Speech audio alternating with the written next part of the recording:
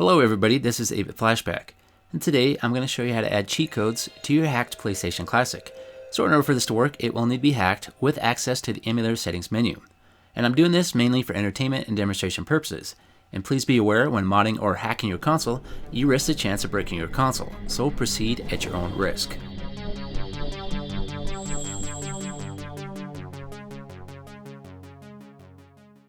So to start off with, you're going to have to find some GameShark cheat codes because that's what's compatible with the emulator on the PlayStation Classic.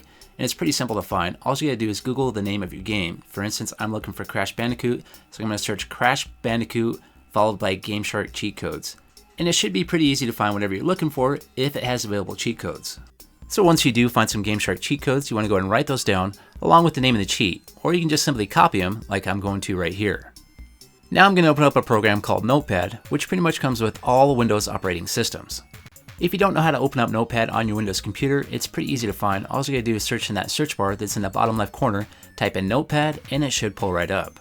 So now I'm going to show you a quick example of how the file structure needs to be for the cheat codes so they can work properly. So first thing I'm going to do is put in a left square bracket followed by an asterisk, and then we want to put the name of the cheat code. So for an example, I'm just going to put name, and then we're going to end off with the right square bracket. Now I'm going to hit return, and then this is where the actual code is going to go. And usually this is going to be 12 digits, but you want to make sure that it has a separation. So you're going to have 8 digits, followed by a space, and then the remaining 4 digits. Sometimes you'll find a GameShark cheat code that has all 12 of those digits combined, and I wasn't having any luck using them like that. I did have to make that separation between the first 8 digits and the last 4 in order for it to work. Now if you want to add a second code for the game, you just hit return and go to the next line down. Start off with that left square bracket, asterisk, and then the name of the code. We'll just call this name2, then end off with that right square bracket. Then I hit return and put in the actual code. So it's going to be the 8 digits, space, and another 4 digits. So it's very simple to do. If you have more codes, you just keep repeating this process. So that's how the format should look. So let's go ahead and start over and enter the actual cheat codes for Crash Bandicoot. So here's the 2 codes I want to use, and it's almost in the right format as it is, but I need to make some changes. I just need to add the square brackets to the code along with that asterisk, and as you can see the code already seems to be in the right format. It's already separated by that last 4 digits. And then I'm going to add some square brackets and the asterisk to the second code as well.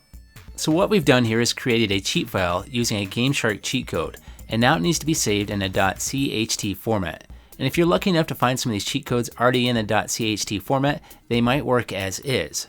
So now I'm going to grab my USB flash drive that I used for my hacked PlayStation Classic and create a folder called Cheats, and put that in the root of the flash drive. And this will contain all my cheat code files, and once again those need to be in a .cht format.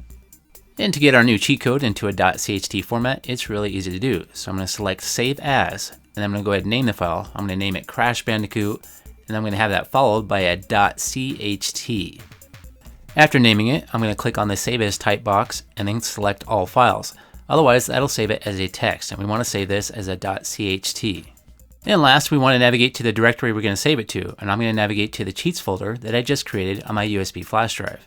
And now that I've saved it, it should be located inside my cheats folder, and there it is right there.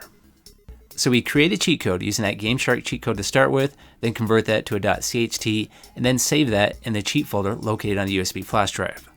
And now it's time to test out, and we're going to have to do a power cycle just like we do on the other hacks. We're going to have to plug in that USB while it's powered on, then go ahead and power it off after a few seconds. Wait for that power all the way down. Now we're going to go ahead and unplug it and then plug it back in, and then wait for that orange light to glow. Now that's glowing, we'll go ahead and power it back on, and now our cheat codes should work. So let's give it a few seconds to boot up here, and we'll fast forward a little bit as well. And there's Crash Bandicoot, so I'm going to go ahead and load this game. And once the game starts to load, I can access the emulator settings by pushing select and triangle at the same time. So now I'm going to select the PCSX menu and then navigate down to extra stuff. And cheats will not work yet until we actually load the cheats. So let's navigate to extra stuff and then down to load PCSX cheats. And from here, we're going to navigate to where the cheats are located, which is going to be on that USB flash drive. So with my controller, I'm going to keep pressing the X button until it takes me back to the home directory of my internal memory. Now I'm going to use my D-pad to navigate to the right to look for a folder called Media, then select that. Then inside here, we're going to look for a folder called Cheats. And these are where the cheats are going to be located. So if I navigate to the right, I can select Crash Bandicoot. Now all my cheats are loaded. And if you notice here, it recognizes it as 4 cheat codes, but it is indeed just 2 cheat codes. And I think what's happening is it applies the master code for each code, which gives it a total of 4.